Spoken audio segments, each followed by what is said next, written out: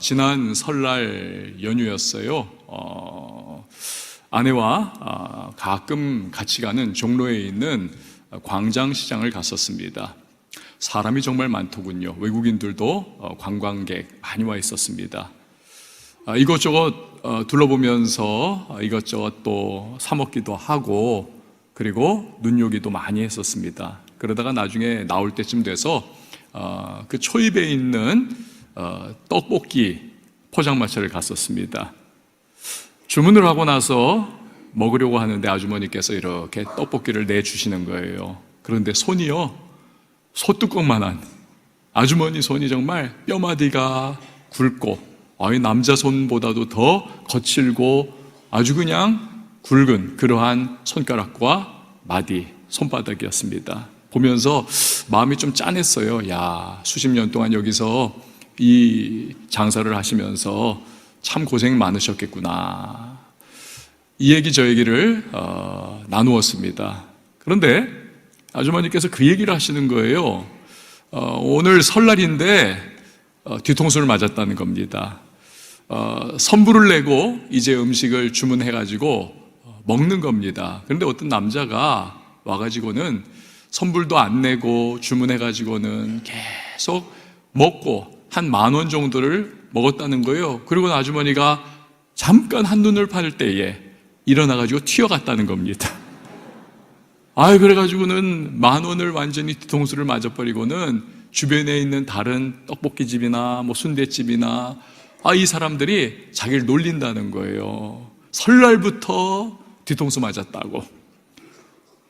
제 아내와 저도 그 사람이 정말 괘씸하더라고요. 그래가지고 사람이 어떻게 그렇게 설날부터 그럴 수가 있느냐, 참 나쁘다, 그렇게 말을 하는 순간에 제 머릿속에 갑자기 떠오른 생각, 우리도 선불 안 내고 지금 먹고 있구나. 이게 인지가 된 거예요. 그래가지고는 부랴부랴 지갑 꺼내가지고 아주머니 미처 못 냈네요. 그리고 나서는 돈을 내고 나서 그때부터 다시 마음 편하게 먹기 시작을 했습니다. 이 과정 속에서 제가 생각한 것이 있습니다. 사람은 참 자기를 모르는구나. 그렇습니다. 우리는 우리 자신도 잘 몰라요. 그래서 내 마음 나도 몰라, 그런 말도 있지 않습니까?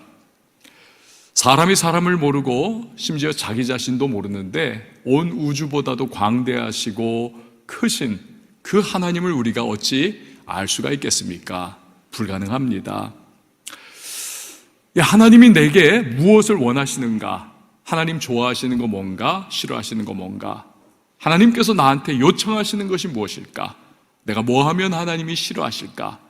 우리가 이런 것들을 제대로 알 수 있다면요, 여러분, 우리의 인생은 정말 하나님의 은혜와 축복을 누리면서 살아갈 수가 있을 것입니다.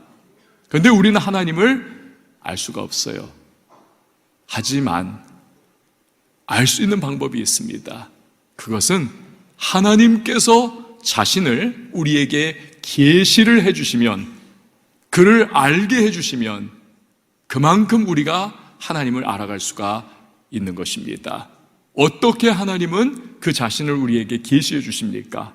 성경 말씀을 통해서 그분을 우리에게 깨닫게 해주시는 것입니다. 성경을 통해서. 감사한 거죠. 그 중에 하나입니다. 오늘 본문이 하나님이 어떤 분이시냐, 이것을 계시해 주는 내용을 담고 있습니다. 그분은 이런 분이라는 겁니다.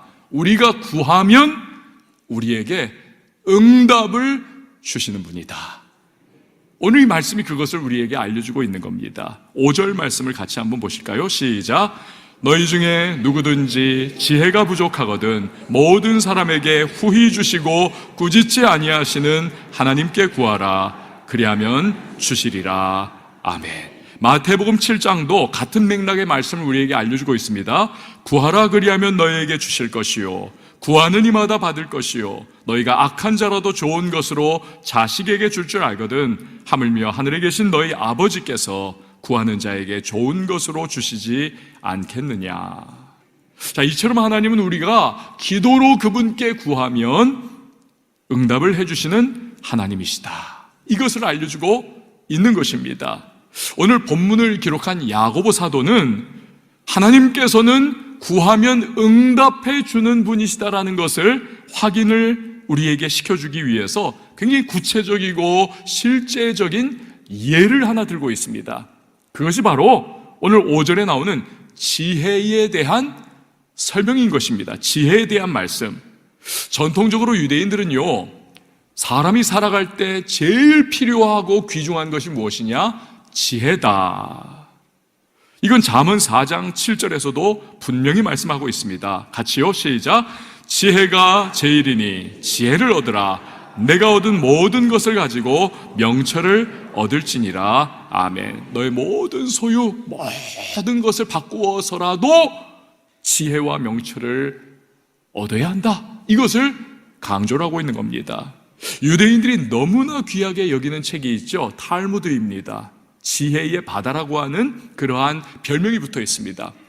이 탈무드에 이런저런 이야기가 나와 있는데 그 중에 지혜가 얼마나 중요한 것인가를 우리에게 강조하는 이야기가 하나가 있습니다.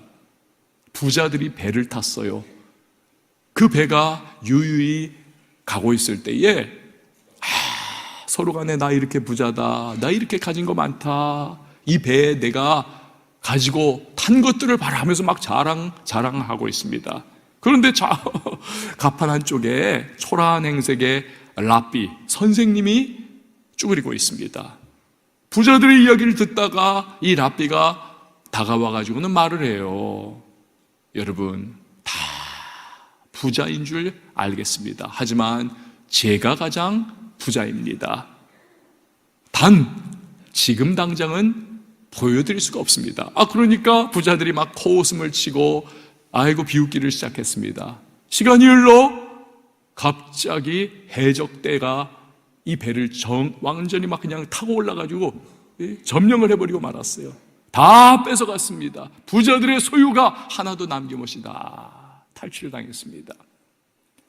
목숨 겨우 건져서 이제 항구에 도착했어요.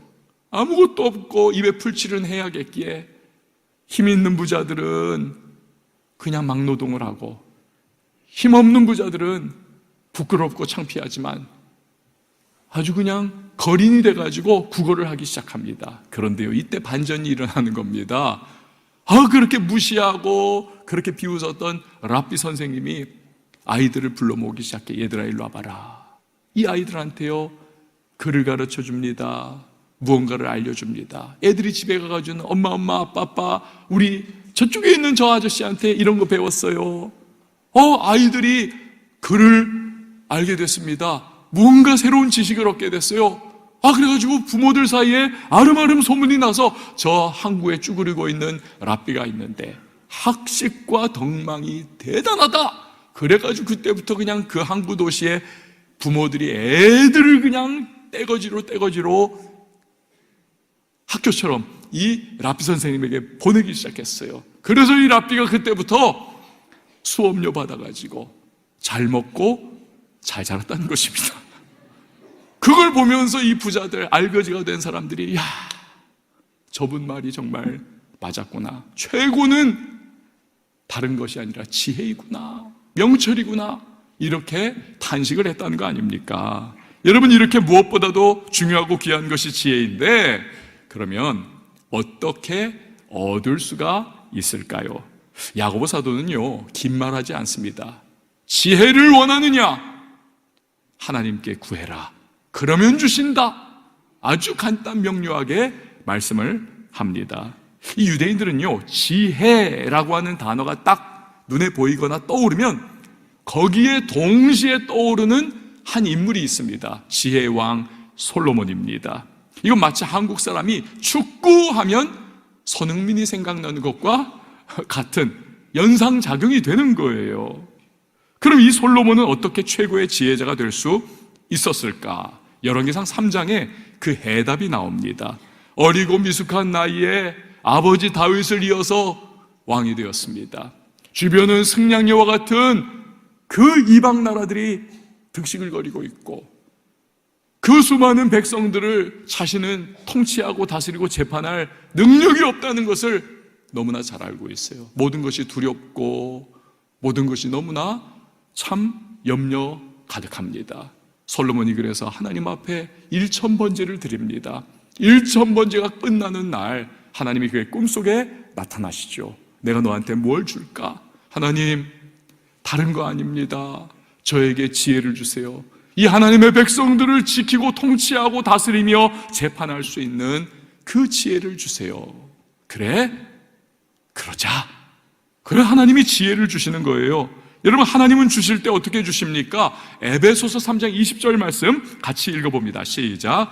우리 가운데서 역사하시는 능력대로 우리가 구하거나 생각하는 모든 것에 더 넘치도록 능히 하실 이에게 아멘. 우리 하나님은 째째한 분 아니라는 겁니다. 요 정도 그냥 깔딱깔딱하게 주는 게 아니라 콸콸콸콸 흘러 넘치도록 풍성하게 부어주시는 분이십니다. 그래서 여러분, 솔로몬에게 지혜를 주시되 다른 사람들 수준이 아니에요.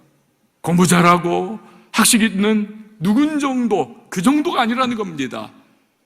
비교의 대상이 없는, 비교 불가의 지혜의 왕으로서 오늘날까지도 솔로몬 하면 지혜라고 그냥 딱 나오게 되는, 그렇게 엄청난 지혜를 하나님이 부어 주시는 것입니다. 야고보 사도는요, 이렇듯 구하면 응답으로 하나님께서 풍성하게 주신다는 것을 지혜를 예로 들어서 확신을 우리에게 주기를 원했던 것입니다. 며칠 전 새벽 기도의 시간이었습니다. 너무 피곤하더라고요. 그날따라서 너무 피곤해가지고 여기서 막 무릎 꿇고 기도를 하다가, 기도하다가 졸다, 기도하다가 막 하여튼 꾸벅꾸벅거리다가, 그러면서도 그냥 기도는 늘 하는 거니까 그냥 자동적으로 무의식적으로 계속 기도는 하는 거예요. 그렇지만 그 기도는 마치 앵무새가 누군가의 말을 따라서 하는 것처럼, 의식이 없는 상태에서도 그냥 소위 성경이 말하는 중언부언처럼 제가 그런 기도를 하고 있더라고요. 근데 어느 순간 갑자기 그런 생각이 딱 스쳐 지나갑니다. 만약에 이 순간에 하나님께서 내 옆에 나타나 귀를 기울이고 계시다면 네가 무슨 기도하는지 내가 들어보자. 내가 지금과 같은 모습으로 기도하고 있겠는가? 정신이 바짝 났습니다. 그래가지고 다시 한번 기도줄 딱 붙잡고 피곤을 이기면서 기도했던 그러한 시간이었습니다. 사랑하는 여러분, 하나님은 우리가 기도로 구할 때 들으시는 하나님이십니다. 들으실 뿐만이 아니라 그분은 응답하시는 하나님이심을 믿으시기를 바랍니다. 여러분, 이걸 우리가요 마음속에 딱 각인하고 있으면 우리의 기도가 꽤나 달라질 겁니다. 더 열심히 기도할 것이고, 더 많이 기도할 것이고, 더 자주 기도할 겁니다. 가끔 여러분 신문을 보면 대문짝만하게 이렇게 개인이 돈을 내고 광고 지면을 사가지고 대통령님 억울한 제 마음 좀 헤아려 주세요, 이 문제 좀 풀어주세요, 그렇게 막 자기의 억울함을 토로하는 일들이 있지 않습니까? 그 정도 하려면 여러분 수천만 원 듭니다, 광고료. 근데 자기 돈을 그렇게 쏟아 넣어가지고 대통령님 좀 도와주세요. 하지만 설령 대통령이 그거 본다 할지라도 어떻게 하질 않습니다. 왜냐하면 공평성의 문제가 생기거든요. 그렇게 하면 돈 있는 사람, 어필할 수 있는 사람은 문제 해결되지만 그렇지 못한 일반인들은 해결 안 돼요.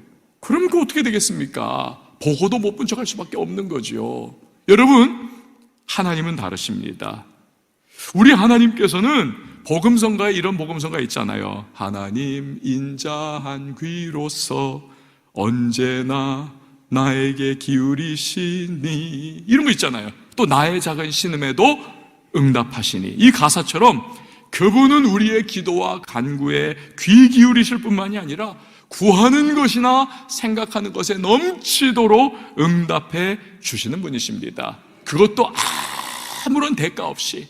그러니 얼마나 할렐루야, 얼마나 감사한 일입니까? 자, 그런데 여기서 한 가지 우리가 꼭 기억해야 할 것이 있습니다. 하나님은 응답하시는 하나님이신데 이 하나님의 응답에 장애물이 있을 수 있다는 것입니다. 그것이 바로 의심입니다. 의심. 6절에서 8절 말씀 우리 같이 읽어보시죠. 시작. 오직 믿음으로 구하고 조금도 의심하지 말라.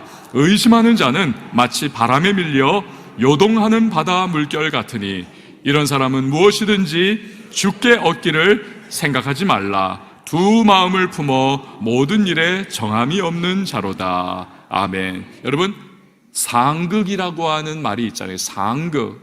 저 상극이야, 상극. 저 사람하고 저 사람은 뜨거운 것과 차가운 것, 물과 불, 빛과 어두움, 뭐 이런 것들이 상극이죠. 서로 극과 극을 이루는 겁니다.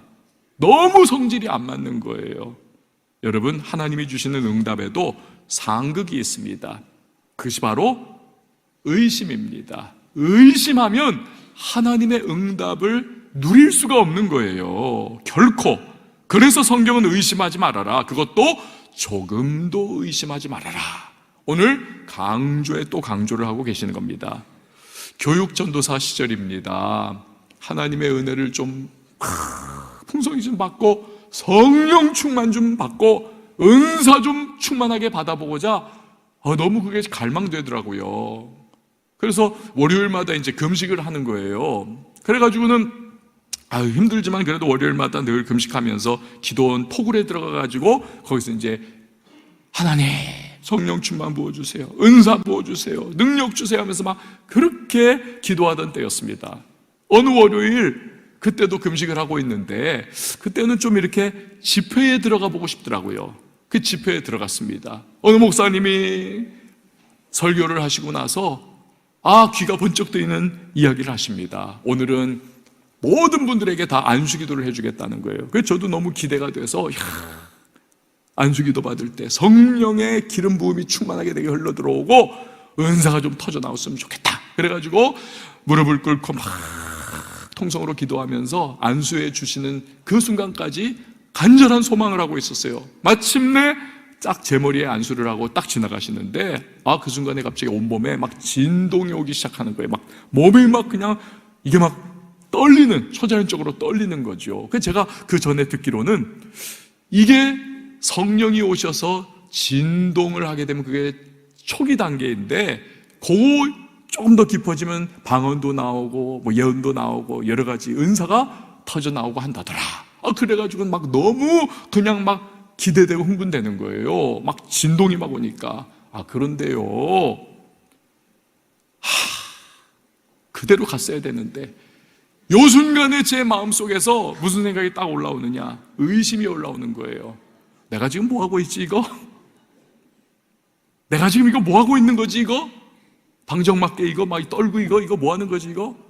근데요, 그 의심이 제 마음을 딱 깃들어 오는 그 순간에 마치 칼로 무를 딱 자르는 것처럼 그 의심이 들어오니까요, 의심의 칼이 그 진동하던 현상을 딱 끊어버리더라고요. 딱 그 다음부터는 아무리 성령님 해도 묵묵부답이에요. 제 그 체험을 하면서 깊이 깨달은 것이 있습니다. 의심은 성령을 소멸시키고 성령의 기름 부으심을 막아버리는 것이구나. 의심은 응답과 상극이구나. 여러분, 의심은 불신앙입니다. 하나님은 불신앙과 함께하지 않습니다. 그래서 의심하면 응답이 임하지 않습니다. 그게 7절에서 의심하는 사람은 무엇이든지 주께 얻기를 생각하지 말아라 라고 말씀하신 이유인 겁니다. 베드로도 그 체험을 했죠. 예수님, 저도 주님처럼 이 물결위를 걷게 해주세요. 오라! 그러자 신이 나가지고 물결위를 막 걸어가는 겁니다, 예수님께. 그런데 어떤 한순간 갑자기 큰 집채만한 파도가 밀려오는 걸 바라보면서 두려움이 밀려오고 의심이 그를 사로잡습니다. 나 이러다 빠져 죽는 거 아니야 이거, 큰일 났다. 그 순간 정말 기적은 사라져버리고 그는 물속으로 빠져들어갑니다. 나 좀 살려주세요.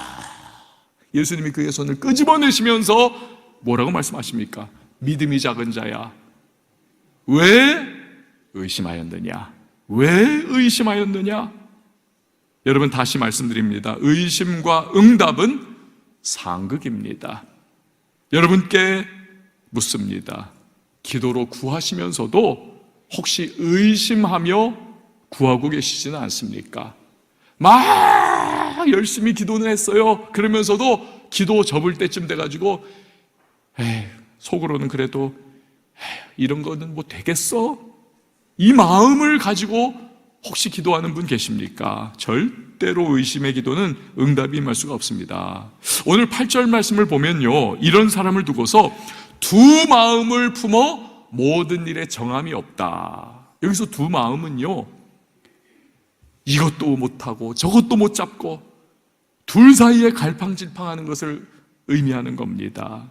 마치 엘리야가 이스라엘 백성들에게 너희가 어느 때까지 머뭇머뭇하려느냐, 하나님이 참신이면 하나님 붙잡고 바알이 너희 생각에 참신이면 바알 붙잡아라. 왜 이것도 저것도 아닌 갈팡질팡하는 그러한 못난 모습을 보이느냐, 결단 내려!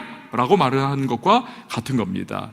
여러분, 고사성어 중에서 제하분주라고 있습니다. 제하분주, 중국의 춘추전국 시대에 썼던 말이에요. 제하분주, 건널제, 물하, 불사를 뿐, 배주입니다. 적을 치기 위해서 배 타고 강을 건넜다면 이제는 배를 불태워 버려야 한다는 겁니다. 그래야 승리할 수 있다는 겁니다. 배수진을 치라는 겁니다. 사랑하는 여러분, 우리도 기도로 구할 때 제하분주의 심정으로 의심을 과감하게 제거해 버릴 수 있기를 바랍니다. 야고보 사도는 말하는 거예요. 의심 대신에 오직 믿음으로 구하라는 것입니다. 오직 믿음으로. 오직 믿음으로. 의심하지 말자, 의심하지 말자, 의심하면 안 되지, 의심하면 안 돼. 아무리 백날 주문처럼 외워봤자 의심이 떠나가나요? 의심이 떠나가질 않습니다. 여러분, 그러나 항아리에 물을 채우면 저절로 공기가 다 빠져버리는 것처럼 우리 안에 믿음이 가득 채워지면 의심은 어느 순간 사라져버리고 쫓겨나 버리는 것입니다. 그래서 믿음은 의심을 물리치는 영적 백신인 것입니다. 저를 한번 따라해주세요. 믿음은 의심을 물리치는 영적 백신이다. 할렐루야. 여러분, 그렇다면 기도할 때 우리가 어떻게 믿음으로 구할 수 있을까요? 로마서 10장 17절이 그 해답을 줍니다. 시작. 그러므로 믿음은 들음에서 나며 들음은 그리스도의 말씀으로 말미암았느니라. 아멘. 그렇습니다. 하나님의 말씀은 살아있고 활력이 있기 때문에 하나님의 말씀을 자꾸 내 심령 가운데에 내 마음속에 채워놓고 듣고 읽고 묵상하고 암송하고 자꾸 보면 그 말씀이 내게 채워질 때에 믿음이 살아나고 믿음이 솟게 되고 믿음이 역동하면서 믿음이 막 활성화가 되니까 의심은 떠나가게 되는 걸 믿으시길 바랍니다. 그럼 믿음으로 기도할 수 있게 되는 거죠. 제가 얼마 전에요, 어느 목자의 이야기를 듣고 굉장히 감동을 받았었습니다. 우리 교회는 이제 소그룹이 있잖아요. 그 소그룹을 일컬어서 목장이라고 하고, 소그룹을 인도하는 리더를 목자라고 하고, 소그룹 원들을 목원이라고 합니다. 그런데 그 리더가 되는 어느 목자의 이야기입니다. 이분이 그 목원들에게 정말 바라는 것이 있었는데, 그게 뭐냐면 이분들이 다 성경을 필사하는 거, 성경 쓰기를 하는 거였습니다. 그래서 이분이요, 상을 내걸었어요. 선물을 내걸었어요. 이 기간 동안 성경을 이만큼 필사하면 내가 선물을 줄 텐데 뭘 주냐 하면 금목걸이를 주겠습니다. 금목걸이를. 여러분, 요즘에 금값이 뭐 하늘 높은 줄 모르고 천정부지로 뛰지 않습니까? 금목걸이를 주겠습니다. 그래가지고는 이 목원들이 성경 필사를 막 필사적으로 하기 시작한 거예요. 막 대부분이 다 그래서 완료를 했습니다. 그래가지고 이 목자가 그 금목걸이를 줘야 되잖아요. 그 지인 중에서 금은방을 하는 분이 있었답니다. 그래서 어느 정도 할인은 받았지만 그래도 꽤나 많은 돈이 들었다는 거예요. 꽤나 많은 돈이. 제가요, 이분 이야기를 들으면서 참 목사보다 나은 목자다, 그 생각을 했어요. 진짜 정말 그 생각을 했습니다. 여러분, 이분이 왜 성경 필사를 목원들이 하기를 그렇게 바랬던 걸까요? 하나님 말씀의 능력을 알기 때문에 그렇습니다. 하나님 말씀을 접하고 그 말씀을 쓰고 암송하고 보고 기억하면 그 말씀이 심령을 살리고 믿음을 불러일으키고 의심을 쫓아내면서 하나님 뜻대로 살아가게 하고 인생을 승리하게 만들고 신앙생활 활기차게 하고 마귀의 도전과 유혹을 꺾어버릴 수 있고 결박을 풀어버릴 수 있고 결국 믿음으로 전진할 수 있기 때문에, 그래서 말씀을 자기 피 같은 돈을 그냥 쏟아부으면서 필사할 수 있도록 그렇게 리드를 해갔던 거예요. 이 얘기 듣고 또 여러분 목원들이시잖아요. 우리 목자는 금목걸이 안 주나 이런 생각하지 마세요. 그건 하나님이 감동을 주셨을 때 그렇게 하는 거죠. 이분은 그 감동을 받았기 때문에. 참 대단한 거예요. 대단한 거. 여러분 누군지는 모르시겠지만, 그리고 우리 모든 우리 또 소그룹들을 인도하는 목자분들을 향해서 여러분 한번 격려의 박수 했으면 어떨까요? 우리 교회는 참 대단한 분들이 많이 계세요. 내 욕심과 정욕으로 구하면서 아무리 내가 이렇게까지 내가 기도했는데 하나님 안 들어주시겠어? 아무리 그래도 응답이 없습니다. 내 욕심과 정욕으로 구하면. 하지만 하나님 말씀을 근거로 믿음으로 기도하면 반드시 응답 주심을 여러분 꼭 기억을 하시기를 바랍니다. 얼마 전에 저 일산 킨텍스에서 그 블레싱 대한민국 페스티벌 있지 않았습니까? 우리 저 포함해서 70명의 목회자들이 성가대를 했잖아요. 근데 그때 그 목사님들하고 이렇게 처음 본 분들이 대부분이라서 인사 나누고 통성명하고 교제하면서 참 좋은 분들이구나. 근데 그 중에 한 분이 참 제 마음에 이렇게 들었어요.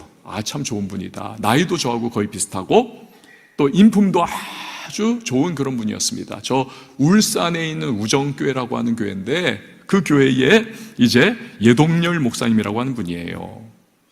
이분의 이야기입니다. 이분이 이제 그 교회에 15년 전에 부임을 했거든요. 15년 전에. 근데 이제 어느 권사님이 오시더래요. 목사님. 예, 권사님. 그랬더니, 목사님, 제가요, 목사님 평생 목사님 식사하실 때 드실 반찬을 제가 다 대드리겠습니다. 그러면서 반찬을 그때부터 하여튼 목사님 교회에서 식사할 때 계속 하여튼 준비해가지고는 그렇게 대접을 하더라는 거예요. 얼마나 고맙습니까? 근데 어느 날 이 권사님이, 목사님 우리 집에 와서 꼭 좀 신방 좀 해주세요. 꼭 좀요. 그래서 그 교회 부임하고 첫 번째 제1호 가정신방을 하게 된 겁니다. 첫 번째 1호 신방이니까 사모님도 대동하고 목자 여러 사람도 대동하고 해가지고 갔어요. 근데요, 갔더니 이 권사님이 이유가 있습니다. 소원이 있다는 거예요. 소원이. 그게 뭐냐면 따님이 있는데 10여 년 전에 결혼을 했는데 자식이 없다는 겁니다. 태문이 열리질 않는다는 거예요. 목사님 신방 좀 인도해 주시고 우리 딸 앉혀놓을 테니까 간절히 머리에 손 얹고 좀 안수기도 좀 해주세요. 태문 열리도록. 그래가지고 목사님이 말씀 전하고 뜨겁게 찬양 몇 곡 부르고 간절히 그 따님 머리에 손을 얹고 태문이 열리게 하여 주시옵소서 막 그러면서 막 땀 흘려가면서 막 기도를 맹렬하게 하는 거예요. 그런데 정작 그 기도를 받는 따님은 냉랭하게 반응이 없더라는 겁니다. 그도 그럴 것이 지난 10여 년 세월 동안 아기가 안 생기는 거예요. 시험관 아기 시도도 했었고 좋다는 약 다 먹어봤고 이 방법 저 방법 다 써봤는데 백약이 무효입니다. 안 되는 거예요. 그래서 남편과 함께 결국 포기를 했습니다. 우리는 그냥 이렇게 사는 건가 보다. 그냥 아기 없이 우리끼리 사는 것으로 그냥 만족하자. 그래가지고는 소망 다 놔버리고는 있으니까 뭐 10여 년 지났는데 목사님이 와가지고 막 땀 흘려서 기도해도 뭐 감동도 안 되고 그냥 맹맹해가지고 가만히 있었던 거라는 거예요. 그런데요, 그 모습을 보면서 두 사람이 너무 애가 탔다는 거예요. 한 사람은 누구겠어요? 어머니죠, 권사님. 권사님이 너무 막 그냥 속이 타는 거예요. 두 번째는 사모님이 너무 속이 타는 거예요. 목사님 따라와가지고 기도하는데 좀 이 여자분이 아멘 아멘 하면서 좀 믿음으로 반응하면 하나님의 역사할 게 분명한데 왜 이렇게 반응 안 하고 냉랭하게 저렇게 소망 꺾어버리고 있을까? 너무 답답하고 목사님 막 땀 흘려가면서 기도하는 것이 안쓰럽기도 해가지고 이 사모님이 이 여자분은 독려하고 목사님은 격려하는 마음으로 아멘 아멘을 사모님이 굉장히 열심히 했어요. 그리고 나서 시간이 갔는데 진짜 10개월 후에 놀랍게도 아기가 태어났어요. 사모님에게서.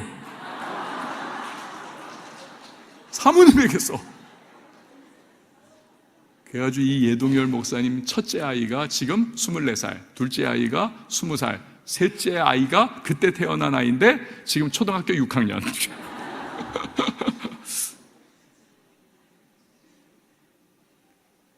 여러분 정말 믿음으로 막 기도하면, 믿음으로 간구하면 하나님께서 역사하시고 응답하시는 일이 일어난다니까요. 저 전라도 해남에 집이 가난해가지고 중학교에 진학을 못한 소년이 있었습니다. 머슴인 아버지를 따라가지고 이제 뭐 중학교 못 가니까 산에 같이 올라가서 나무 같이 해오고 풀 베가지고는 그걸로 하여튼 살림에 돕는 일에 그냥 그렇게 아이가 하루하루를 보내요. 그러면서도 이 아이가 너무너무 학교를 가고 싶고 공부를 하고 싶은 겁니다. 친구들 다 중학교 가는데. 그래서 엄마 따라 교회 갈 때마다 하나님, 저도 쟤네들처럼 학교 좀 가게 해주시고 공부 좀 할 수 있도록 좀 해주세요. 공부 좀 하게 해주세요. 공부 좀 하게 해주세요. 이게 이 아이의 입에 붙어있는 기도 제목이었습니다. 그러던 어느 날 이 아이가 편지지를 꺼냈어요. 거기다가 씁니다. 하나님, 저도 정말 공부하고 싶어요. 형편이 안 되고 너무 가난해서 공부를 못해요. 하나님, 제가 머슴이 돼도 좋으니까 공부 좀 하게 해주세요. 저 정말 이래도 저래도 공부 좀 하게 해주세요. 그런 구구절절 정말 불타는 마음, 너무 공부하고 싶은 향학열, 그런데 가정 형편이 너무 어렵다, 막 이런 것들 거기다 다 썼습니다. 공부 좀 제발 하고 싶다. 그리고 나서는 그걸 봉투에 넣어가지고는 그 봉투 앞에다가 하나님 전상서 딱 쓰고 그 뒤에다가는 자기 이름 쓰고 그렇게 해가지고는 이제 우체통에 넣었다는 거예요. 애 마음이죠. 어린아이 마음으로. 문제는 우체부 아저씨였습니다. 하나님 전상서인데 이걸 도대체 어떻게 해야 합니까? 버릴 수도 없고 하나님 받으세요 그럴 수도 없고. 그러니까 이 아저씨가 그래도 착한 아저씨예요. 이거 어떻게 하면 좋을까 고민을 하다가 결국 하나님 전상서니까 그러면 교회에 갖다 주자 해가지고는 그 근처에 있는 해남읍교회 이준묵 목사님이라고 하는 분에게 전해주었습니다. 이 목사님께서 그 편지를 읽으면서 감동을 받으신 거예요. 감동을. 이런 아이가 있구나. 그리고 하나님이 뜻이 있어서 나에게 이 아이를 연결을 시켜 주었겠다. 그래가지고 이 아이를 불러가지고 교회가 운영하는 보육원에 살게 하고 과수원 일을 돕게 하면서 중학교를 가게 했습니다. 그리고는 중학교 졸업하고 고등학교를 또 보냈고 고등학교 졸업하고 대학교를 보냈고 이 아이가 대학에서 열심히 공부해가지고 나중에는 스위스 바젤로 유학을 갑니다. 박사학위를 땁니다. 그리고 자기가 나온 대학교 모교의 교수가 됩니다. 이분이 바로 한신대 총장 오영석 박사님입니다. 믿음으로 구하고 구했더니 하나님께서 응답을 주시더라는 거지요. 사랑하는 여러분, 믿음으로 구할 때 신실하신 하나님은 응답을 주시는 겁니다. 응답을 주세요. 반드시 말씀을 심령에 가득가득 채우십시오. 응답의 장애물인 의심은 여러분 다 깨뜨려 버리셔야 해요. 말씀을 계속 채우면 믿음이 생겨나고 그 믿음은 의심을 몰아내는 것입니다. 그리고 믿음으로 구하십시오. 그리할 때 응답하시는 하나님의 역사가 나타나서 우리 모두가 믿음 불패의 인생으로 힘차게 달려갈 수 있을 것입니다.